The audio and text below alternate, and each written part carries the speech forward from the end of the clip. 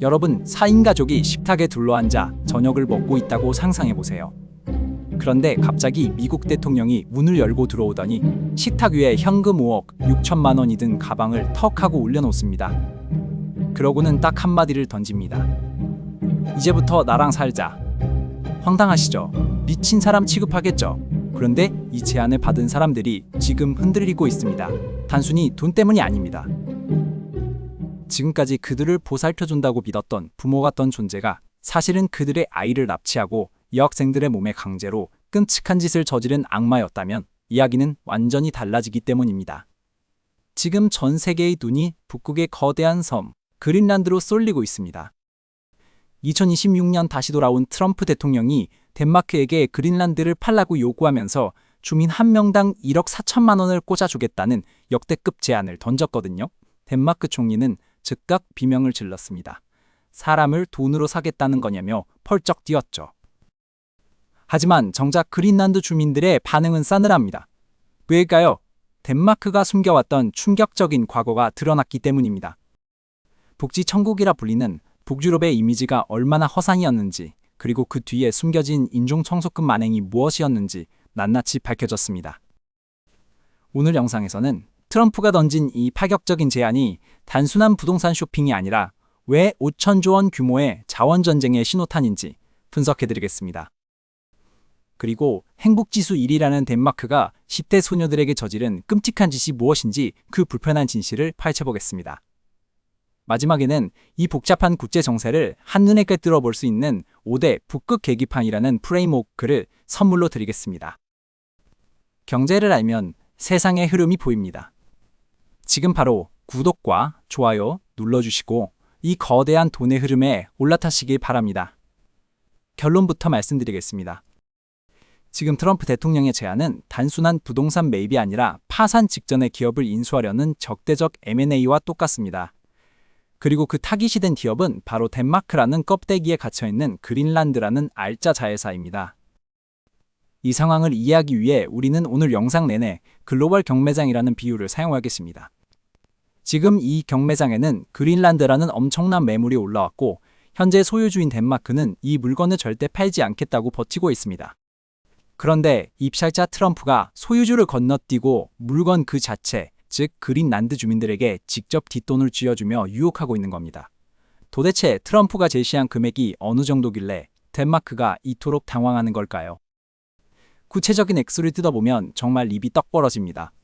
트럼프 행정부는 그린란드 주민 5만 7천 명 전원에게 1인당 10만 달러, 우리 돈으로 약 1억 4천만 원의 정착 지원금을 일시불로 지급하겠다고 검토 중입니다. 쌓인 가족 기준으로 보면 5억 6천만 원입니다. 서울 아파트 전세금 수준의 돈이 아무 조건 없이 통장에 꽂히는 겁니다. 하지만 이게 끝이 아닙니다. 진짜 무서운 조건은 따로 있습니다. 현재 덴마크 정부는 그린란드를 붙잡아두기 위해 매년 보조금을 지급하고 있습니다. 그 금액이 연간 약 5억 9천만 달러, 우리 돈으로 8천억 원 정도 됩니다. 그린란드 전체 예산의 절반이 넘는 돈이죠. 이 돈 때문에 그린란드는 덴마크로부터 독립하고 싶어도 굶어 죽을까봐 독립을 못하고 있었습니다. 그런데 트럼프가 이렇게 말한 겁니다. 그 보조금 우리가 대신 내줄게. 아니, 더 줄 수도 있어. 이건 마치 가정폭력에 시달리면서도 생활비 때문에 이혼을 못하는 아내에게 억만장자 변호사가 찾아와서 내가 위자료랑 평생 생활비 다 대줄 테니까 당장 이혼해라고 말하는 것과 같습니다. 그린란드 1인당 GDP는 덴마크 본토의 절반 수준에 불과합니다. 물가는 비싸고 일자리는 없어서 청년들은 덴마크로 떠나고 남은 사람들은 알코올 중독과 우울증에 시달립니다. 자살률은 세계 최고 수준이죠. 이런 상황에서 1인당 1억 4천만 원이라는 현금은 덴마크라는 낡은 밧줄을 끊어버릴 수 있는 가장 강력한 가위가 되는 겁니다. 많은 분이 트럼프를 그저 즉흥적인 기분파라고 생각하시지만 이번 제안은 철저하게 계산된 비즈니스 전략입니다. 트럼프는 그린란드의 가치를 정확하게 꿰뚫어보고 있습니다. 단순히 땅을 사는 게 아니라 그 땅에 살고 있는 사람들의 마음을 돈으로 사서 덴마크의 통치권을 무력화시키려는 겁니다. 이것은 21세기 형태의 새로운 영토 확장 방식입니다. 군대를 보내 점령하는 것이 아니라 현금을 살포해 민 스스로 국경을 열게 만드는 것이죠. 그런데 여기서 궁금증이 생깁니다. 아무리 돈을 많이 준다고 해도 500년 넘게 함께 지낸 덴마크를 배신하고 미국을 선택할까요? 보통의 경우라면 쉽지 않을 겁니다. 하지만 지금 그린란드와 덴마크의 관계는 최악입니다. 아니, 관계가 나쁜 수준을 넘어서 덴마크가 그린란드인들에게 씻을 수 없는 죄를 지었다는 사실이 드러났기 때문입니다. 트럼프가 이 타이밍을 노린 건 우연이 아닙니다. 덴마크가 비명조차 지르지 못하게 만드는 그린란드의 끔찍한 비극이 바로 여기에 있습니다. 이 문제의 핵심 원인은 바로 덴마크 정부가 저지른 코일 스캔들, 즉 나선형 피임 기구 사건입니다.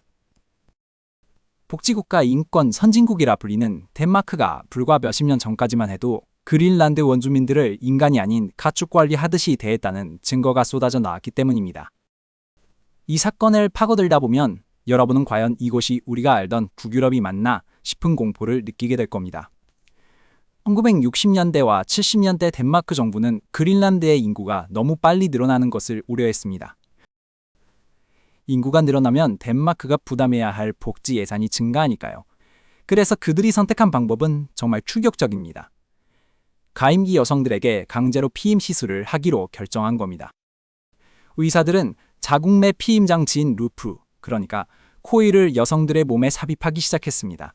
문제는 이 과정이 당사자의 동의 없이 강압적으로 이루어졌다는 점입니다. 피해 규모를 보면 더욱 경악스럽습니다. 당시 그린란드의 가임기 여성 4,500명이 이 시술을 받았습니다. 이게 어느 정도 숫자냐고요? 당시 아이를 낳을 수 있는 그린란드 여성 전체의 절반에 해당하는 숫자입니다. 길을 가던 여성 2명 중 1명은 강제로 불임 시술을 당했다는 뜻입니다. 이 정책의 결과로 그린란드의 출생률은 불과 몇 년 만에 절반으로 뚝 떨어졌습니다. 인구를 조절하겠다는 덴마크 정부의 목표는 달성되었지만 그 대가는 너무나 참혹했습니다. 진짜 끔찍한 사실은 피해자 중에 12살, 13살밖에 안 된 어린 소녀들이 수두룩했다는 겁니다. 초등학교를 갓 졸업한 아이들이 학교 검진인 줄 알고 줄을 섰다가 영문도 모른 채 차가운 수술대 위에 올랐습니다. 의사들은 부모에게 알리지도 않았고 아이들에게 설명도 해주지 않았습니다. 그저 국가의 명령이라며 아이들의 작은 몸에 성인용 피임기구를 억지로 집어넣었습니다. 많은 소녀가 극심한 고통과 하열에 시달렸고 암염으로 인해 자궁을 드러내거나 영구적인 불임이 되어버린 경우도 많았습니다. 나중에 성인이 되어 아이를 가지려고 병원에 갔다가 자기도 몰랐던 피임기구가 몸속에 있는 걸 발견하고 오열하는 여성들의 사연이 최근 다큐멘터리를 통해 전 세계에 폭로되었습니다. 이것은 단순한 의료사고가 아닙니다. 그래가 국가가 주도한 조직적인 인종청소이자 제노사이드에 가까운 범죄입니다. 덴마크는 자신들의 예산을 아끼기 위해 식민지 여성들의 모성을 잔인하게 짓밟았습니다. 여기서 많은 사람이 놓치는 포인트가 하나 있습니다. 왜 덴마크는 이런 짓을 했을까요? 그러자 스밍 표면적으로는 근대화와 복지 비용 절감이었지만 그 이면에는 우생학적인 인종차별 의식이 깔려 있었습니다. 그린란드인들을 스스로 판단할 능력이 없는 열등한 존재로 보고 덴마크인들이 그들의 숫자를 통제하고 관리해야 한다고 믿었던 겁니다. 이 오만함이 바로 코일 스캔들의 진짜 원인입니다. 트럼프는 이 틈을 정확하게 파고들었습니다. 덴마크가 너희를 어떻게 대했는지 기억해라. 그들은 너희를 가족으로 생각한 적이 없다. 이렇게 속삭이고 있는 겁니다. 덴마크 총리가 트럼프의 제안에 과민 반응을 보이며 화를 내는 건 단순히 영토를 뺏길까봐 겁나서가 아닙니다.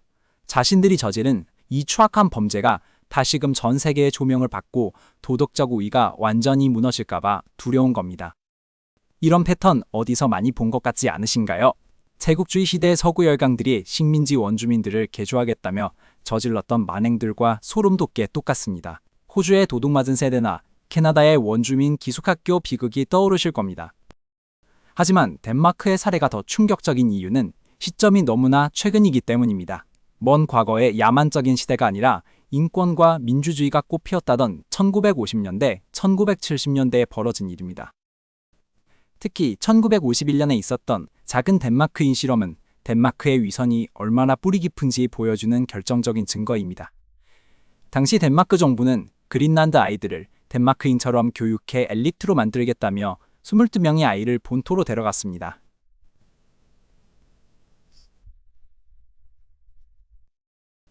부모들에게는 아이들에게 더 좋은 미래를 주겠다고 속였죠. 아이들은 덴마크 가정에 위탁되어 덴마크어만 쓰도록 강요받았고 그린란드어는 금지당했습니다. 고향과의 연락도 차단됐습니다. 결과는 처참했습니다.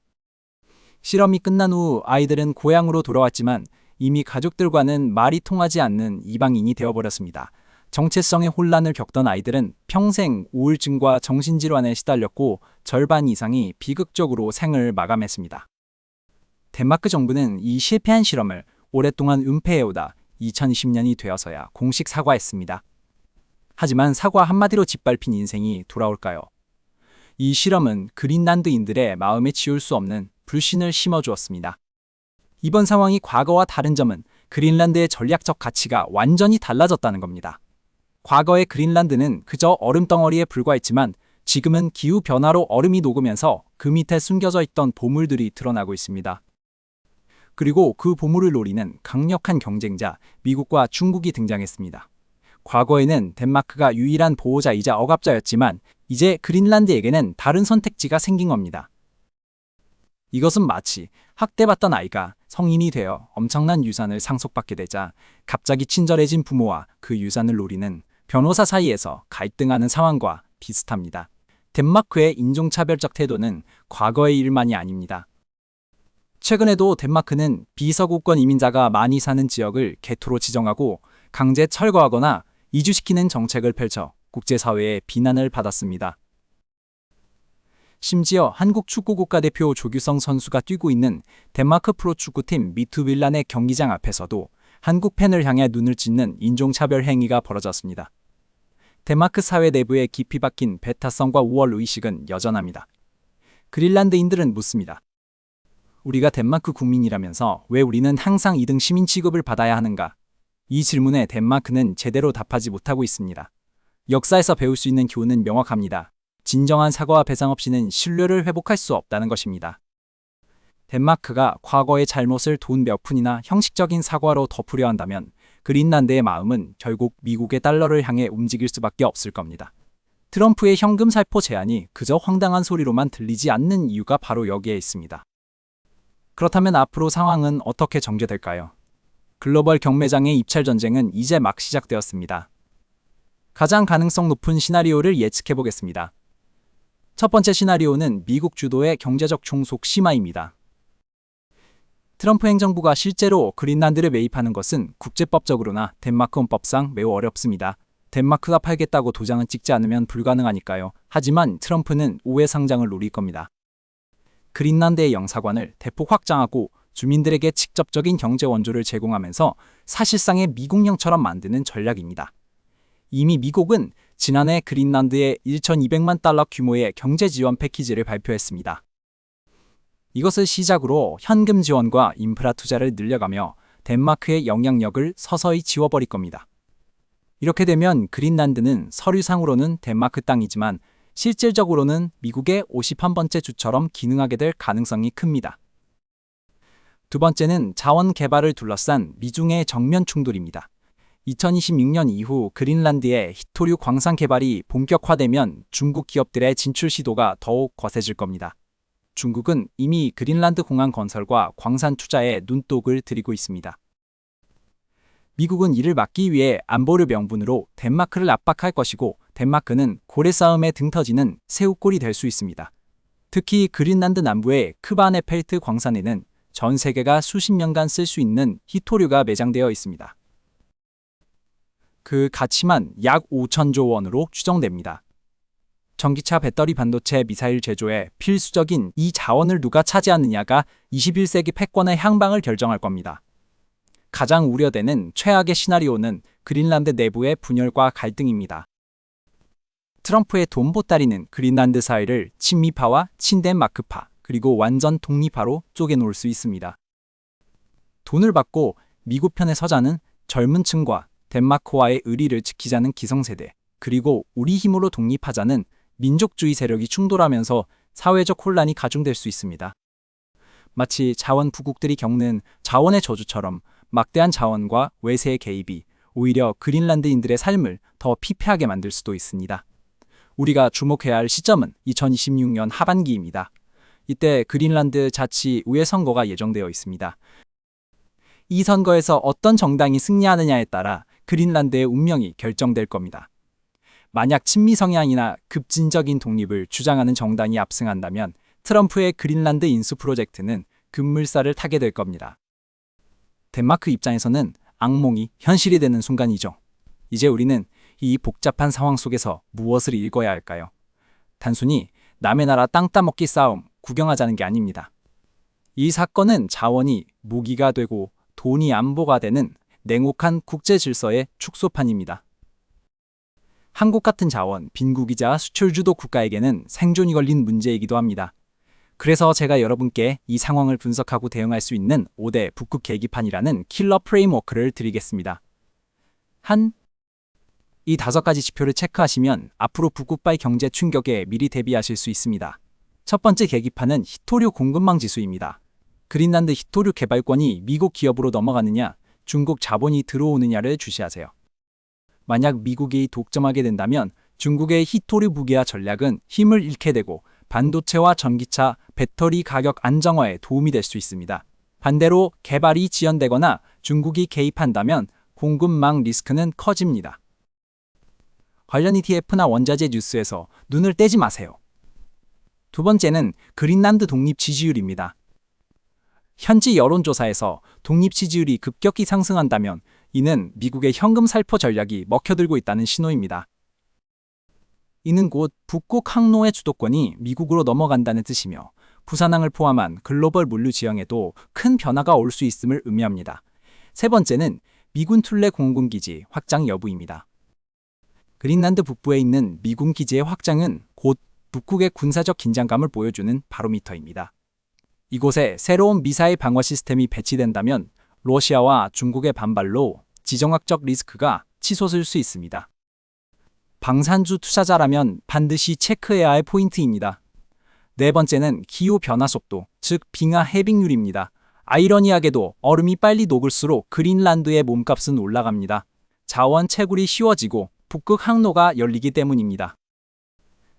해빙 속도가 빨라진다는 뉴스는 곧 북극 테마주와 해운 물류 섹터의 변동성을 예고합니다.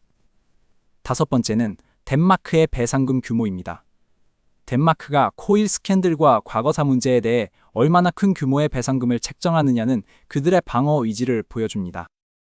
배상금이 클수록 그린란드를 뺏기지 않겠다는 강력한 의지 표현입니다. 지금 당장 여러분이 해야 할 구체적인 행동은 이 5대 북극 계기판을 머릿속에 넣고 히토류와 방산, 그리고 해운 관련 포트폴리오를 점검하는 것입니다. 트럼프의 입에서 그린란드라는 단어가 나올 때마다 시장은 출렁일 겁니다. 그때 남들처럼 웃어넘기지 말고 이 계기판을 확인하고 한 발 앞서 움직이셔야 합니다.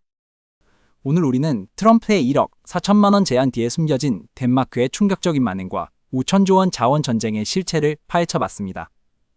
정리해보겠습니다. 5대 북극 계기판 기억하시죠? 히토류 공급망, 그린란드 독립 지지율, 미군 기지 확장 빙하 해빙률, 그리고 덴마크의 배상금 규모, 이 5가지가 앞으로 북극의 운명을 결정짓는 핵심 지표가 될 것입니다. 덴마크가 12살 소녀들에게 저지른 끔찍한 코이 스캔들은 복지국가라는 화려한 포장지 속에 감춰진 권력의 잔인함을 보여줬습니다. 그리고 트럼프의 노골적인 매수 시도는 국제관계에서 영원한 우방도, 영원한 가족도 없으며 오직 국익과 자원만이 존재한다는 냉혹한 현실을 증명했습니다. 그린란드 주민들에게 덴마크는 나쁜 부모였고 미국은 수상한 부자 아저씨입니다. 과연 그들은 어떤 선택을 하게 될까요?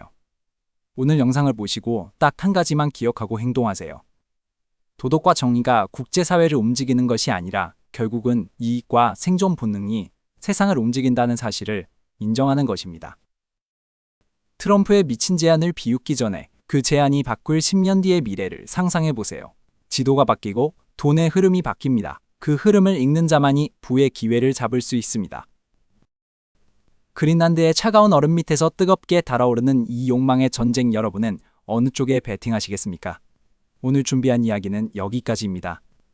이 영상이 여러분의 인사이트를 넓히는 데 도움이 되셨다면 구독과 좋아요 부탁드립니다. 다음 시간에도 더 날카롭고 흥미로운 경제 이야기로 찾아오겠습니다. 감사합니다.